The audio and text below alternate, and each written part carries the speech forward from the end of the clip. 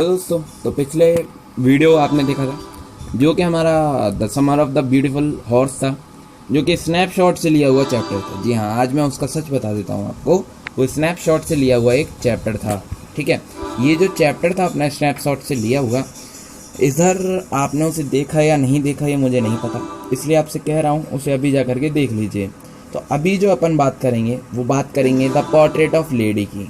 Portrait of lady की मेरा खुद का लिखा हुआ कुछ भी नहीं है इधर इस चैप्टर को हमारे खुशवंत सिंह ने लिखा है। तो चलिए चालू करते हैं। खुशवंत सिंह इस चैप्टर क्या कहा जाए आपके लिए, तो स्टोरी है इस story the portrait of lady को। और हाँ, अगर आप वीडियो के अंदर आ गए हो तो भाई लीव बिल्कुल मत करना, क्योंकि बहुत ही ज़्यादा इमोशनल सैड स्टोरी है, और सैड स्टोरीज को देखने के लिए तो भाई हर एक कोई रेडी रहता है। तो चलिए देखते हैं इस वीडियो को।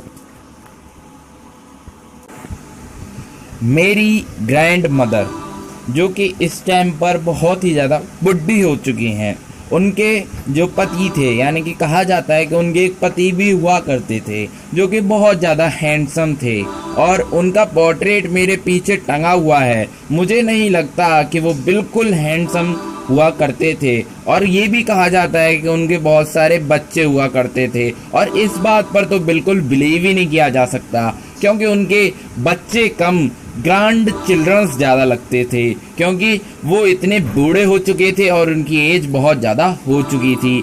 तो ये सब बात तो मेरे ग्रैंड मदर के बारे में रही, और मेरी जो ग्रैंड मदर थी, ये तो ग्रैंड फादर के बारे में बात रही थी। मेरी जो ग्रैंड मदर थी वो क्या किया करती थी, उनके बारे में लोग वाग बताते हैं कि वो बहुत ज़्यादा किसी टाइम में प्रिटी हुआ करती थी, बहुत ज़्यादा ब्यूटीफुल हुआ करती थी। तो इस बात पर भी बिलीव करना बिल्कुल ज़्यादा खतरनाक है, क्योंकि जो मेरी ग्रैंड मदर हैं वो इस टाइम पर थोड़ी सी झुकी हुई हैं, और थोड़े से फैट है उनके अंदर, और वो थोड़ी सी छोटी हैं, हाइट में थोड़ी सी छोटी हैं, और उनके फेस पर कुछ क्रिस्प और क्रॉसेस लगे हुए हैं, मतलब कि उनके फेस पर झुर्रियां आ चुकी हैं। मतलब ये क्लियर इशारा है कि वो बूढ़ी हो चुकी हैं। और बात करी जाए आगे की, बात करी जाए उनके आगे के बारे में, तो वो एक माला लिए रहती हैं, जिसको जनरली हम रुद्राक्ष की माला ही समझते हैं। ठीक है, वो एक माला लिए रहती हैं, वो रुद्राक्ष की माला लेकर के रखती हैं अपने एक हाथ में। तो ऑथर हमें आगे बताते हैं कि उनकी जो ग्रैंड मदर थी वो बहुत सारे गेम्स भी खेला करती थी। ऑथर हमें ये बात भी बताते हैं। फिर उसके बाद ऑथर कहते हैं कि मेरी ग्रैंड मदर और मैं बहुत ज़्यादा गुड फ्रेंड्स थे। मेरी ग्रैंड मदर और मैं गुड फ्रेंड्स थे। जब मेरे पेरेंट्स लीव कर गए, हम लोगों को वहाँ पर छोड़ गए। कहाँ पर?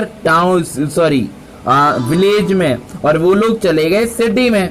तो हम लोग एक साथ रहा करते थे। वो मुझे उठाया भी किया करती थी। बेटा खुशवंत, हाँ दादी माँ, उठ जाओ बेटा, बहुत टाइम हो गया, स्कूल भी तो जाना है। ठीक है। और फिर उसके बाद हमें ऑथर बताते हैं कि जब वो उठा करते थे तो उनकी जो दादी माँ हुआ करती थी, यानी कि ग्रैंड मदर हुआ करती थी, वो एक प्रेयर गुनगुनाती रहती थी। और जनरली ये नहीं कहा जा सकता कि वो प्रेयर कौन सी थी, क्योंकि जो हमारे ऑथर ने उस प्रेयर को सुनते तो बहुत अच्छे से थे, पर कभी सीखने की कोशिश नहीं की, जिसके कारण उन्हें नहीं पता कि वो प्रेयर कौन सी थी।